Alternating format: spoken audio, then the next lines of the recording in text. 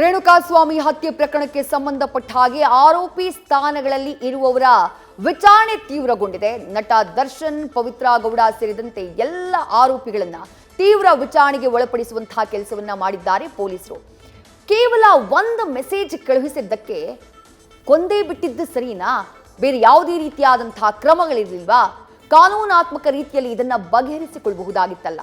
ಒಬ್ಬ ಸ್ಟಾರ್ ನಟ, ಕರ್ನಾಟಕದಲ್ಲಿ ಸ್ಯಾಂಡಲ್ವುಡ್ನಲ್ಲಿ ಸಾಕಷ್ಟು ಹೆಸರು ಮಾಡಿದಂಥ ನಟ, ದೊಡ್ಡ ಮಟ್ಟದ ಅಭಿಮಾನಿ ವರ್ಗವನ್ನ ಹೊಂದಿರುವಂತಹ ನಟ, ಅಂಥ ನಟ ಈ ರೀತಿ ಕಾನೂನನ್ನ ಕೈಗೆತ್ತಿಕೊಂಡಿದ್ದು, ಒಂದು ಮನೆಯ ಬೆಳಕನ್ನೇ ಆರಿ ಹೋಗುವಂತೆ ಮಾಡಿದ್ದು ಎಷ್ಟರ ಮಟ್ಟಿಗೆ ಸರಿ?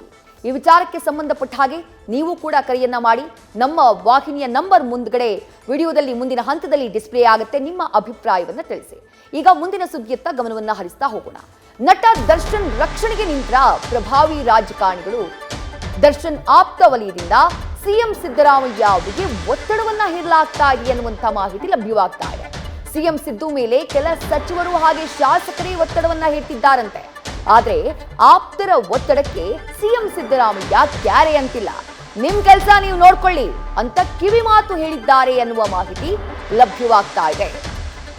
ನಿರೀಕ್ಷೆ ಇತ್ತು, ಈ ರೀತಿಯಾದಂತಹ ಬೆಳವಣಿಗೆಗಳಾಗುವಂತಹ ನಿರೀಕ್ಷೆ ಇತ್ತು. ಯಾಕಂದ್ರೆ ದರ್ಶನ್ ಸಾಮಾನ್ಯ ವ್ಯಕ್ತಿ ಖಂಡಿತ ಅಲ್ವೇ ಅಲ್ಲ. ಒಬ್ಬ ಸ್ಟಾರ್ ನಟ, ಸಾಕಷ್ಟು ದೊಡ್ಡ ಸಂಖ್ಯೆಯಲ್ಲಿ ಅಭಿಮಾನಿಗಳನ್ನ ಸಂಪಾದಿಸಿರುವಂತಹ ನಟ, ಸಾಕಷ್ಟು ರಾಜಕಾರಣಿಗಳ ಜೊತೆಗೆ ಒಡನಾಟವನ್ನ ಹೊಂದಿರುವಂತಹ ನಟ. ಅಂಥ ನಟನ ರಕ್ಷಣೆಗೆ ಈಗ ಹಲವರು ಮುಂದಾಗಿದ್ದಾರೆ ಎನ್ನುವಂಥ ಮಾಹಿತಿ. ಯಾಕಂದ್ರೆ ಎಲೆಕ್ಷನ್ ಸಂದರ್ಭದಲ್ಲಿ ಹಲವರ ಪರವಾಗಿ ನಟ ದರ್ಶನ್ ಈ ಹಿಂದಿನ ಹಲವು ಚುನಾವಣೆಗಳಲ್ಲಿ ಪ್ರಚಾರವನ್ನ ಮಾಡಿದ್ದಾರೆ. ಪಕ್ಷದ ಪರವಾಗಿ ಅಲ್ಲದೆ ಇದ್ರು ತಮಗ ಆಪ್ತರು ಯಾರಿದ್ದಾರೆ ಅವರ ಪರವಾಗಿ ಹೋಗಿ ಚುನಾವಣಾ ಪ್ರಚಾರದಲ್ಲಿ ಭಾಗಿಯಾಗಿದ್ದಾರೆ. ಇನ್ನೂ ಹಲವು ರಾಜಕಾರಣಿಗಳ ಜೊತೆ ದರ್ಶನ್ ಅವರಿಗೆ ಆಪ್ತ ಸಂಬಂಧ ಇದೆ. ಹೀಗಾಗಿ ಕೆಲ ಸಚಿವರು, ಕೆಲ ಶಾಸಕರು ಸಿಎಂ ಸಿದ್ದರಾಮಯ್ಯ ಅವರ ಮೇಲೆ ಒತ್ತಡವನ್ನ ಹೇರ್ತಿದ್ದಾರಂತೆ. ದರ್ಶನ್ ಅವರ ಪ್ರಕರಣಕ್ಕೆ ಸಂಬಂಧಪಟ್ಟ ಹಾಗೆ ಸಿಎಂಗೆ ಕರೆಯನ್ನ ಮಾಡಿ ಒತ್ತಡವನ್ನ ಹೇರಲಾಗ್ತಾ ಇದೆ, ಅವರನ್ನ ಮೀಟ್ ಮಾಡಿ ಒತ್ತಡವನ್ನ ಹೇರಲಾಗ್ತಾ ಇದೆ. ನಟ ದರ್ಶನ್ ಅಂತಹ ವ್ಯಕ್ತಿಯಲ್ಲ, ಆ ರೀತಿ ಮಾಡುವಂತಹ, ಇಂತಹ ಕೃತ್ಯವನ್ನ ಮಾಡುವಂತಹ ವ್ಯಕ್ತಿ ಅಲ್ಲ ಅನ್ನುವಂಥದ್ದನ್ನ ಮನವರಿಕೆ ಮಾಡುವಂತಹ ಪ್ರಯತ್ನವನ್ನ ಕೆಲವರು ಮಾಡ್ತಿದ್ದಾರೆ ಅನ್ನುವಂಥ ಮಾಹಿತಿ ಲಭ್ಯವಾಗ್ತಾ ಇದೆ. ಆದ್ರೆ ದರ್ಶನ್ ಆಪ್ತರ ಮಾತಿಗೆ ಸಿಎಂ ಸಿದ್ದರಾಮಯ್ಯ ಸೊಪ್ಪು ಹಾಕ್ತಿಲ್ಲ. ರೈಟ್, ಡೀಟೇಲ್ಸ್ ನಮ್ಮ ಪ್ರತಿನಿಧಿ ವಿಷ್ಣು ಪ್ರಸಾದ್ ನೀಡ್ತಾ ಹೋಗ್ತಾರೆ. ವಿಷ್ಣು ಪ್ರಸಾದ್, ಈ ರೀತಿಯಾದಂತಹ ಬೆಳವಣಿಗೆ ಆಗತ್ತೆ ಅನ್ನುವಂತಹ ನಿರೀಕ್ಷೆ ಖಂಡಿತ ಆಯ್ತು. ಇದು ಸಹಜ ಕೂಡ. ಯಾಕಂದ್ರೆ ದರ್ಶನ್ ಅಂತಹ ದೊಡ್ಡ ಹೆಸರನ್ನ ಮಾಡಿದವರು, ಸಿನಿಮಾ ರಂಗದಲ್ಲಿ ರಾಜಕೀಯವಾಗಿಯೂ ಸಾಕಷ್ಟು ಆಪ್ತ ಸ್ನೇಹಿತರನ್ನ ಇರಿಸಿಕೊಂಡಿರುವಂತವರು. ಬಟ್ ಸಿಎಂ ಇದಕ್ಕೆ ಯಾವುದಕ್ಕೂ ಕೂಡ ಬಗ್ತಿಲ್ಲ ಅನ್ನುವಂಥ ಅಪ್ಡೇಟ್ ಸಿಗ್ತಾ ಇದೆ. ಹೆಚ್ಚಿನ ಡೀಟೇಲ್ಸ್ ಏನಿದೆ ನಿಮ್ಮ ಬಳಿ ಈ ಬಗ್ಗೆ? ಖಂಡಿತ ವಿದ್ಯಾಶ್ರೀ, ಪ್ರಕರಣ ದಾಖಲಾದಂತಹ ದಿನದಿಂದಲೇ ಸಾಕಷ್ಟು ಅನುಮಾನಗಳಿತ್ತು. ಯಾಕಂತಂದರೆ ಈತ ಒಬ್ಬ ಪ್ರಭಾವಿ ಆ್ಯಕ್ಟರ್ ಇರುವಂಥದ್ದು, ಅನೇಕ ರಾಜಕಾರಣಿಗಳಿಗೆ ರಿಲೇಷನ್ ಅನ್ನುವಂಥದ್ದು, ಮತ್ತು ಅನೇಕ ರಾಜಕಾರಣಿಗಳ ಜೊತೆ ಸಾಕಷ್ಟು ಒಡನಾಟ ಹೊಂದಿರುವಂಥದ್ದು, ಮತ್ತು ಅನೇಕ ರಾಜಕಾರಣಿಗಳು ಈತನ ಪಾರ್ಟಿಯಲ್ಲಿ ಈತನ ಜೊತೆ ಅನೇಕ ಕಡೆ ಓಡಾಡಿರುವಂಥದ್ದು, ಗುರ್ಸ್ಕೊಂಡಿರುವಂಥದ್ದು ಸಾಮಾನ್ಯ ಆಗಿರುವಂಥದ್ದು. ಅದು ಕೇವಲ ಒಂದು ಪಕ್ಷ ಅಂತಲ್ಲ, ಪಕ್ಷಾತೀತವಾಗಿ ಈತನ ಜೊತೆ ಅನೇಕ ಮಂದಿ ಸ್ನೇಹಿತರಿದ್ದಾರೆ. ಕಾರಣ ಏನಂತಂದರೆ ಈತ ಒಬ್ಬ ಸ್ಟಾರ್ ನಟ ಆಗಿರುವಂಥ ಹಿನ್ನೆಲೆಯಲ್ಲಿ ಇದರ ನಡುವೆ ಈಗ ಈ ಪ್ರಕರಣದಲ್ಲಿ ಮುಚ್ಚಾಕುವಂತಹ ಪ್ರಯತ್ನ ಆಗ್ತಿದೆ ಅನ್ನುವಂತಹ ಗಂಭೀರ ಆರೋಪಗಳು ಬೆಳಗಿನಿಂದಲೂ ಕೇಳಿಬರ್ತಿರೋದು. ಅದರಲ್ಲೂ ಪ್ರಮುಖವಾಗಿ ಸಿಎಂ ಸಿದ್ದರಾಮಯ್ಯ ಅವರ ಮೇಲೆ ಒತ್ತಡ ಹಾಕುವಂತಹ ಕೆಲಸವನ್ನ ಕೆಲವೊಂದಷ್ಟು ಮಂದಿ ರಾಜಕಾರಣಿಗಳು ಮಾಡಿದ್ದಾರೆ ಅನ್ನುವಂತಹ ಅಂಶಗಳು ಈಗ ರಿವೀಲ್ ಆಗ್ತಿರುವಂಥದ್ದು. ಅದರಲ್ಲಿ ಪ್ರಮುಖವಾಗಿ ಕೇಳಿಬರ್ತಿರುವಂಥದ್ದು ಏನು 5-6 ಜನ ಹೆಸರು ಇದ್ರೂ ಕೂಡ ಅದರಲ್ಲಿ ಪ್ರಮುಖವಾಗಿ 3 ಹೆಸರು ರೆಗ್ಯುಲರ್ ಕೇಳಿ ಬರ್ತಿರುವಂಥದ್ದು. ಇಬ್ಬರು ಕಾಂಗ್ರೆಸ್ನ ಶಾಸಕರು ಮತ್ತು ಇಬ್ಬರು ಬಿಜೆಪಿ ಶಾಸಕರು, ಓರ್ವ ಕಾಂಗ್ರೆಸ್ ಶಾಸಕರಿಂದ ಅತಿ ಹೆಚ್ಚು ಒತ್ತಡ ಬರ್ತಿದೆ ಅನ್ನುವಂಥ ಮಾಹಿತಿ ಲಭ್ಯ ಆಗ್ತಿರುವಂಥದ್ದು. ಕಾರಣ ಏನಂತಂದ್ರೆ ಇದರಲ್ಲಿರುವಂತಹ ಆರೋಪಿಗಳ ವಿವರ ನೋಡ್ತಾ ಹೋದಂಥ ಸಂದರ್ಭದಲ್ಲಿ ಪ್ರದೀಶ್ ಒಬ್ಬ ಪ್ರಭಾವಿ ರಾಜಕಾರಣಿಯ ದೂರದ ಸಂಬಂಧಿ ಆಗಿರುವಂಥದ್ದು, ಮತ್ತು ಇನ್ನೊಬ್ಬ ದೀಪಕ್ ಅಂತೇಳಿ ಆತನ ಫೋಟೋವನ್ನು ಕೂಡ ಇಲ್ಲಿ ತನಕ ಪೊಲೀಸರು ರಿಲೀಸ್ ಮಾಡ್ತಿಲ್ಲ. ಅಷ್ಟರ ಮಟ್ಟಿಗೆ ಆತನ ಪ್ರಭಾವ ಅಲ್ಲಿ ಬೀರುವಂಥ ಕೆಲಸ ಆಗಿದೆ. ಆತನ ಫೋಟೋವನ್ನು ರಿಲೀಸ್ ಮಾಡಿದಂತೆ ಆತ ನೋಡ್ಕೊಳ್ಳುವಂತಹ ಕೆಲಸವನ್ನು ಮಾಡ್ತಿದ್ದಾರೆ. ಕಾರಣ ಏನಂತಂದರೆ ಅವರು ಅವರ ಹತ್ತಿರದ ಸಂಬಂಧಿ ಆಗಿರುವಂಥ ಹಿನ್ನೆಲೆಯಲ್ಲಿ ಹೀಗಾಗಿ ಈ ಪ್ರಕರಣಕ್ಕೆ ಸಂಬಂಧಪಟ್ಟಂತೆ ಅವ್ರನ್ನ ಸೇಫ್ ಮಾಡಬೇಕು ಅಂತೇಳಿ ಬಹಳ ಓಡಾಟವನ್ನು ನಡೆಸ್ತಾ ಇದ್ದಾರೆ. ಈ ಅಂತ ಈಗ ಸಿಎಂ ತನಕ ಹೋಗಿ ನಿಂತಿರುವಂಥದ್ದು, ಅಂದರೆ ಸಿಎಂ ಅವರ ಮುಂದೆ ಮನವಿ ಸಲ್ಲಿಸುವಂಥ ಕೆಲಸವನ್ನು ಮಾಡ್ತಿದ್ದಾರೆ. ಕಾರಣ ಅಂತಂದರೆ ಪ್ರಕರಣದಲ್ಲಿ ದರ್ಶನ್ ಹೋಗಿ ಅಲ್ಲೇ ನಡೆಸಿರುವಂತಹ ಸಂಬಂಧಪಟ್ಟಂತೆ ಏನು ಕೆಲವೊಂದಷ್ಟು ಆರೋಪಿಗಳು ಕೊಟ್ಟಿರುವಂತಹ ಹೇಳಿಕೆಯಲ್ಲಿ ಕ್ಲಿಯರ್ ಆಗಿದೆ. ದರ್ಶನ್ ಆಗಲಿ ಜೊತೆಗೆ ಸೆಡ್ಡಿಗೆ ಹೋಗಿದ್ರು ಅನ್ನೋದಕ್ಕೆ CDR ಕೂಡ ಸ್ಪಷ್ಟವಾಗಿ ಡೀಟೇಲ್ಸ್ ಕೊಡ್ತಾ ಇದೆ. ಆದರೂ ಕೂಡ ದರ್ಶನ್ ಅವರ ಉದ್ದೇಶ ಏನಿತ್ತು ಆತನ ಬೆದರಿಸುವಂಥದ್ದಷ್ಟೇ, ಆತನ ಕೊಲ್ಲುವಂತಹ ಉದ್ದೇಶ ದರ್ಶನ್ ಅವ್ರಿಗಿಲ್ಲ. ಹೀಗಾಗಿ ಈ ಹಂತಕ್ಕೆ ಬಂದು ದರ್ಶನ್ ಅವರನ್ನ ಇದರಿಂದ ಬಚಾವ್ ಮಾಡಿ ಅಂತೇಳಿ ಅವರು ಪ್ರೆಷರ್ ಮಾಡ್ತಿದ್ದಾರೆ ಸಿಎಂ ಅವರಿಗೆ ಅನ್ನೋ ಮಾಹಿತಿ ಕೂಡ ಲಭ್ಯ ಆಗ್ತಿರುವಂಥದ್ದು. ಆದರೆ ಇದಕ್ಕೆ ಸಿಎಂ ಸ್ಪಷ್ಟವಾಗಿ ಹೇಳಿರೋದು ಏನಂತಂದರೆ ಕಾನೂನು ಮುಂದೆ ಎಲ್ಲರೂ ಒಂದೇ, ಪ್ರಕರಣದಲ್ಲಿ ಸಾಕಷ್ಟು ಗಂಭೀರತೆ ಇದೆ, ಒಬ್ಬ ಅಮಾಯಕನನ್ನು ಹೊಡೆದು ಕೊಲ್ಲುವಂತಹ ಕೆಲಸ ಆಗಿದೆ, ಹೀಗಾಗಿ ಯಾರನ್ನು ಕೂಡ ರಕ್ಷಿಸುವಂತಹ ಜವಾಬ್ದಾರಿ ಇಲ್ಲ, ನೀವು ನಿಮ್ಮ ಕೆಲಸವನ್ನು ನೋಡ್ಕೊಳ್ಳಿ ಅಂತೇಳಿ ಸಿಎಂ ಸ್ಪಷ್ಟವಾದಂತಹ ಸಂದೇಶವನ್ನು ಅವರಿಗೆ ಕೊಟ್ಟಿದ್ದಾರೆ ಅಂತ ಮಾಹಿತಿ ಲಭ್ಯ ಆಗ್ತಿರುವಂಥದ್ದು. ಆದರೆ ಅಷ್ಟಕ್ಕೆ ಸುಮ್ಮನಾಗದಿರುವಂತಹ ಈ ಆರೋಪಿಗಳೇನಿರ್ಬೋದು ಇರುವಂತಹ ರಾಜಕಾರಣಿಗಳು ಪೊಲೀಸರನ್ನ ಬಳಸ್ಕೊಂಡೇ ಅವ್ರನ್ನ ರಕ್ಷಣೆ ಮಾಡೋದಕ್ಕೆ ಮುಂದಾಗ್ತಿರುವಂಥದ್ದು. ಅಂದರೆ ಮುಂದಿನ ದಿನಗಳಲ್ಲಿ ಕೇಸ್ನ ವೀಕ್ ಮಾಡುವಂತಹ ಪ್ರಯತ್ನಕ್ಕೆ ಮುಂದಾಗ್ತಿದ್ದಾರೆ ಅನ್ನೋ ಮಾಹಿತಿ ಲಭ್ಯ ಆಗ್ತಿರುವಂಥದ್ದು. ದರ್ಶನ್ ಅವರ ವಿರುದ್ಧ ಇರುವಂತಹ ಸಾಕ್ಷ್ಯಾಧಾರಗಳನ್ನು ವೀಕ್ ಸ್ಟೇಜ್ನಲ್ಲಿ ಕೊಟ್ಟು ಅವ್ರನ್ನ ಕೋರ್ಟ್ಗೆ ಬಂದಂಥ ಸಂದರ್ಭದಲ್ಲಿ ಅವ್ರನ್ನ ಅಕ್ಯೂಟ್ ಮಾಡೋದಿರ್ಬೋದು ಮತ್ತು ಪ್ರಕರಣದಿಂದ ಅವರಿಗೆ ಈಸಿಯಾಗಿ ಬೇಲ್ ಸಿಗುವಂತೆ ನೋಡ್ಕೊಳ್ಳುವಂತಹ ಹಂತಕ್ಕೆ ಮುಂದಾಗ್ತಿದ್ದಾರೆ ಅನ್ನೋ ಮಾಹಿತಿ ಲಭ್ಯ ಆಗ್ತಿದೆ. ಈ ಎಲ್ಲ ಬೆಳವಣಿಗೆ ನಡುವೆ ಇವತ್ತು ಅನ್ನಪೂರ್ಣೇಶ್ವರಿ ನಗರದಲ್ಲಿ ನಡೆದಂತಹ ಬೆಳವಣಿಗೆಗಳೇನಿದೆ ಇದು ಸಾಕಷ್ಟು ವಿಚಿತ್ರ ಅನಿಸುತ್ತೆ. ಮತ್ತು ಇಡೀ ಇತಿಹಾಸ ನೋಡ್ತಾ ಹೋದಂಥ ವೇಳೆಯಲ್ಲಿ ಇಡೀ ಕರ್ನಾಟಕ ಪೊಲೀಸ್ ಇತಿಹಾಸದಲ್ಲಿ ಒಬ್ಬ ಆರೋಪಿಯನ್ನು ಬಂಧಿಸಿ ಪೊಲೀಸ್ ಕಸ್ಟಡಿಗೆ ತೆಗೆದುಕೊಂಡು ಪೊಲೀಸ್ ಕಸ್ಟಡಿಯಲ್ಲಿ ಆತನ ವಿಚಾರಣೆ ನಡೆಸುವಂಥ ಸಂದರ್ಭದಲ್ಲಿ 144 ಸೆಕ್ಷನ್ ಹಾಕಿದಂಥ ಇತಿಹಾಸವಿರಲಿಲ್ಲ. ಆದರೆ ಇವತ್ತು ಅದಕ್ಕೆ ಸಾಕ್ಷಿಯಾಗುವಂತೆ ಬೆಂಗಳೂರು ಸಿಟಿ ಪೊಲೀಸರು ಮಾಡಿದ್ದಾರೆ. ದಯಾನಂದ್ ಅವರು 144 ಸೆಕ್ಷನನ್ನು ಆ್ಯಡ್ ಮಾಡುವಂಥ ಕೆಲಸವನ್ನು ಮಾಡಿದ್ದಾರೆ. ಅದರ ಜೊತೆಗೆ ಸ್ಟೇಷನ್ಗೆ ಇರುವಂಥದ್ದೇ ಸ್ಟೇಷನ್ಗೆ 12 ಅಡಿ ಗೋಡೆ ಇದೆ, ಕಾಂಪೌಂಡ್ ಇದೆ. ಅದಕ್ಕೆ ಪುನಃ ಶಾಮಿಯಾನ ಕಟ್ಟಿ ಸ್ಟೇಷನ್ ಒಳಗಡೆ ಇರೋರು ಯಾರೂ ಕೂಡ ಕಾಣದಂತೆ ಅದನ್ನು ಮುಚ್ಚಿ ಹಾಕುವಂಥ ಪ್ರಯತ್ನವನ್ನು ಪೊಲೀಸರು ಮಾಡ್ತಿರೋದು. ಅಂದರೆ ಆರೋಪಿಗಳ ದೃಶ್ಯಗಳು ಹೊರಗಡೆ ಕಾಣದೇ ಇರ್ಬೋದಾ, ಇಲ್ಲ ಆರೋಪಿ ಒಳಗಡೆ ಏನು ಮಾಡ್ತಿದ್ರೆ ಅಂತದಿರ್ಬೋದು, ಮತ್ತು ಸಾಕ್ಷ್ಯಾಧಾರಗಳನ್ನು ತಿರುಚುವಂತಹ ಪ್ರಯತ್ನ ಎಲ್ಲಾದರೂ ಮಾಧ್ಯಮಗಳಿಗೆ ಲೀಕ್ ಆಗುತ್ತೆ ಅನ್ನೋ ಉದ್ದೇಶನ ಹೀಗೆ ಅನೇಕ ಡೌಟ್ಗಳು ಕ್ರಿಯೇಟ್ ಮಾಡುವಂತೆ ಒಂದು ಕಡೆ ಪೊಲೀಸ್ ಇಲಾಖೆ ನಡೆಸ್ಕೊಳ್ತಿದೆ.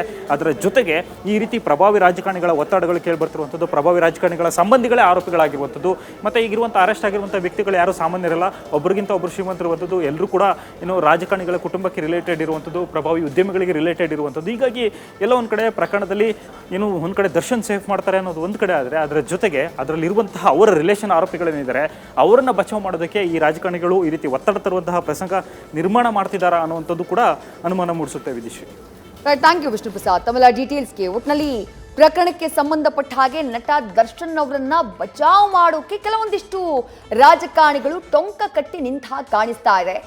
ಒಂದಿಷ್ಟು ಶಾಸಕರಿದ್ದಾರೆ, ಒಂದಿಷ್ಟು ಸಚಿವರಿದ್ದಾರೆ. ಪಕ್ಷಾತೀತವಾಗಿ ನಾಯಕರು ನಟ ದರ್ಶನ್ ಅವರನ್ನ ಸೇಫ್ ಮಾಡುವುದಕ್ಕೆ ಪ್ರಯತ್ನವನ್ನ ಮಾಡ್ತಿದ್ದಾರೆ. ಖುದ್ದು ಮುಖ್ಯಮಂತ್ರಿಗಳ ಜೊತೆಗೆ ಮಾತನಾಡ್ತಿದ್ದಾರೆ ಅನ್ನುವಂತಹ ಮಾಹಿತಿ ಲಭ್ಯವಾಗ್ತಾ ಇದೆ. ಈ ಸಂದರ್ಭದಲ್ಲಿ ಮುಖ್ಯಮಂತ್ರಿಗಳು ಖಡಕ್ ಎಚ್ಚರಿಕೆಯನ್ನ ಕೊಟ್ಟಿದ್ದಾರೆ. ನಿಮ್ಮ ಕೆಲಸ ಏನಿದೆ ನೀವು ನೋಡ್ಕೊಳ್ಳಿ, ಪೊಲೀಸರು ಅವ್ರ ಕೆಲಸವನ್ನ ಅವರು ಮಾಡ್ತಾರೆ ಅನ್ನುವಂಥ ಸೂಚನೆಯನ್ನ ಕೊಟ್ಟಿದ್ದಾರೆ. ಹಾಗಾಗಿ ಪ್ರಕರಣಕ್ಕೆ ಸಂಬಂಧಪಟ್ಟ ಹಾಗೆ ಸಾಕಷ್ಟು ಕುತೂಹಲಗಳು ಕೂಡ ಮೂಡ್ತಾ ಇದೆ. ಒಂದ್ ಕಡೆ ಅನ್ನಪೂರ್ಣೇಶ್ವರಿ ನಗರ ಠಾಣೆಯಲ್ಲಿ ಆರೋಪಿಗಳ ವಿಚಾರಣೆ ನಡೀತಾ ಇದೆ. ಇವತ್ತು ಆದಂತಹ ಬೆಳವಣಿಗೆಯನ್ನು ನೀವು ಗಮನಿಸಿದ್ರಿ. ಆ ಸ್ಟೇಷನ್ ಸುತ್ತಮುತ್ತ ಎಲ್ಲ ಶಾಮಿಯಾನ ಹಾಕಲಾಯಿತು. ಆ ಕಾಂಪೌಂಡ್ಗೂ ಎಲ್ಲೂ ವಿಜುವಲ್ ಕಾಣಿಸಬಾರ್ದು, ಒಳಭಾಗದಲ್ಲಿ ಏನಾಗ್ತಾ ಇದೆ ಅನ್ನುವಂಥದ್ದು ರಾಜ್ಯದ ಜನರಿಗೆ ಗೊತ್ತಾಗಬಾರ್ದು ಅನ್ನುವಂತಹ ಕಾರಣಕ್ಕಾಗಿ ಆ ಕಾಂಪೌಂಡ್ನ ಮೇಲ್ಭಾಗದಲ್ಲೂ ಶಾಮಿಯಾನವನ್ನ ಹಾಕಿದ್ರು, ಗೇಟ್ ಮುಂಭಾಗದಲ್ಲೂ ಕೂಡ ಶಾಮಿಯಾನವನ್ನ ಹಾಕಿದ್ರು. ಆ ಮೂಲಕ ಒಳಭಾಗದಲ್ಲಿ ನಡೀತಾ ಇರುವಂತಹ ಯಾವುದೇ ಚಟುವಟಿಕೆ ಹೊರಭಾಗ ಕಾಣಿಸಬಾರ್ದು, ರಾಜ್ಯದ ಜನರ ಕಣ್ಣಿಗೆ ಕಾಣಿಸಬಾರ್ದು ಅಂತ ಹೇಳಿ ಶಾಮಿಯಾನವನ್ನ ಹಾಕುವಂತಹ ಪ್ರಯತ್ನ ಕೂಡ ಆಯ್ತು. ಆ ಶಾಮಿಯಾನದ ವಿಜುವಲ್ಸ್ ನಮ್ಮ ಬಳಿ ಇದೆ. I think we can play it. ಆ ಶಾಮಿಯಾನದ ವಿಜುವಲ್ಸ್, ಕಾಂಪೌಂಡ್ ಸುತ್ತಮುತ್ತಲೆಲ್ಲ ಶಾಮಿಯಾನ ಹಾಕಿ ಬೆಳಗ್ಗೆನೆ ಅವರನ್ನೆಲ್ಲ ಕರೆಸಿ ಮಾಡಿಸಿದಂತಹ ಕೃತ್ಯವನ್ನ ಕೂಡ ಗಮನಿಸಿದ್ವಿ. ಪೊಲೀಸರ ಈ ನಡೆ ಇದೆಯಲ್ಲ, ಇದು ಸಾಕಷ್ಟು ಅನುಮಾನಕ್ಕೆ ಕಾರಣವಾಗ್ತಾ ಇರೋದು. ಒಂದ್ ಕಡೆ ಈ ರೀತಿಯಾದಂತಹ ಒತ್ತಡಗಳು ಖುದ್ದು ಮುಖ್ಯಮಂತ್ರಿ ಸಿದ್ದರಾಮಯ್ಯ ಅವರಿಗೆ ಬರ್ತಾ ಇದೆ ಅನ್ನುವಂಥ ಮಾಹಿತಿ, ಮತ್ತೊಂದು ಕಡೆ ಪೊಲೀಸರ ಈ ನಡೆ. ಪ್ರಕರಣ ದಾಖಲಾದಾಗಿನಿಂದ ಈವರೆಗೂ ಪೊಲೀಸರು ಬಹಳ ನಿಷ್ಪಕ್ಷಪಾತವಾಗಿ ನಡ್ಕೊಂಡಿದ್ದಾರೆ. ಅದರಲ್ಲಿ ಇನ್ನೊಂದು ಮಾತಿಲ್ಲ. ಆರೋಪಿ ಪ್ರಭಾವಿಯಾಗಿದ್ರು, ಮೈಸೂರಿನಿಂದ ಎತ್ತಾಕೊಂಡು ಬಂದು ಅರೆಸ್ಟ್ ಮಾಡಿದ್ದಾರೆ. ಇಲ್ಲಿ ಪ್ರಕರಣಕ್ಕೆ ಸಂಬಂಧಪಟ್ಟ ಹಾಗೆ ಮಹಜರಿ ಕರ್ಕೊಂಡು ಹೋಗಿದ್ದಾರೆ, ವಿಚಾರಣೆ ಮಾಡಿದ್ದಾರೆ, ಎಲ್ಲವೂ ಸರಿನೇ. ಆದ್ರೆ ಇವತ್ತು ಬೆಳಗ್ಗಿನಿಂದ ಏಕಾಏಕಿ ಕಾಂಪೌಂಡ್ನ ಮೇಲ್ಭಾಗಕ್ಕೂ ಶಾಮಿಯಾನವನ್ನ ಕಟ್ಟಲಾಗಿದೆ. ಅಲ್ಲಿ ಎಲ್ಲೂ ಕೂಡ ದೃಶ್ಯಗಳು ಸರಿಯಾಗಬಾರ್ದು ಅಂತ ಹೇಳಿ. ಮತ್ತೊಂದು ಕಡೆ ಆ ಗೇಟ್ನ ಮುಂಭಾಗ ಅಲ್ಲೂ ಕೂಡ ಶಾಮಿಯಾನವನ್ನ ಹಾಕಲಾಗಿದೆ. ಯಾವ ಕಾರಣಕ್ಕಾಗಿ? ಅದರ ಅವಶ್ಯಕತೆ ಏನಿತ್ತು? ಹಾಗಾದ್ರೆ ಈ ಶಾಮಿಯಾನಗಳ ಮೂಲಕ ಏನು ಮುಚ್ಚಿಡುವುದಕ್ಕೆ ಪೊಲೀಸ್ ಇಲಾಖೆ ಪ್ರಯತ್ನವನ್ನ ಪಡ್ತಾ ಇದೆ? ಯಾವುದು ರಾಜ್ಯದ ಜನರ ಕಣ್ಣಿಗೆ ಕಾಣಿಸಬಾರ್ದು ಅಂತ ಹೇಳಿ ಪೊಲೀಸ್ ಇಲಾಖೆ ಪ್ರಯತ್ನವನ್ನ ಪಡ್ತಾ ಇದೆ? ಪಾರದರ್ಶಕವಾಗಿ ಆಗ್ತಾ ಇದ್ದಂತಹ ತನಿಖೆಯನ್ನ ಈ ರೀತಿ ಶಾಮಿಯಾನದಿಂದ ಮುಚ್ಚಿ ಹಾಕುವಂತಹ ಪ್ರಯತ್ನ ಏನಕ್ಕೆ? ಏನನ್ನ ಹೈಡ್ ಮಾಡುವಂತಹ ಕೆಲಸ ಆಗ್ತಾ ಇದೆ ಹಾಗಾದ್ರೆ ಪೊಲೀಸ್ ಇಲಾಖೆಯಿಂದ? ಜನಸಾಮಾನ್ಯರಿಗೂ ಪ್ರಶ್ನೆ ಮೂಡೋದು ಸಹಜ. ಯಾಕಿಂಥ ಪ್ರಯತ್ನ ಅಂತ ಹೇಳಿ.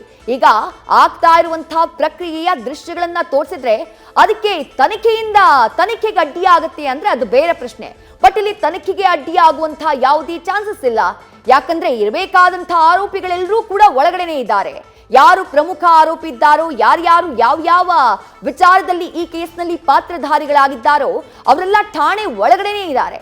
ಹೀಗಿರುವಂತಹ ಸಂದರ್ಭದಲ್ಲಿ ವಿಜುವಲ್ಸ್ ನ ತೋರಿಸಿದ್ರೆ ಅಥವಾ ರಾಜ್ಯದ ಜನ ಈ ದೃಶ್ಯಗಳನ್ನ ನೋಡಿದ್ರೆ ಏನೋ ಒಂದು ಎಫೆಕ್ಟ್ ಆಗ್ಬಿಡುತ್ತೆ ಅನ್ನುವಂತಹ ಪ್ರಶ್ನೆ ಇಲ್ಲವೇ ಇಲ್ಲ.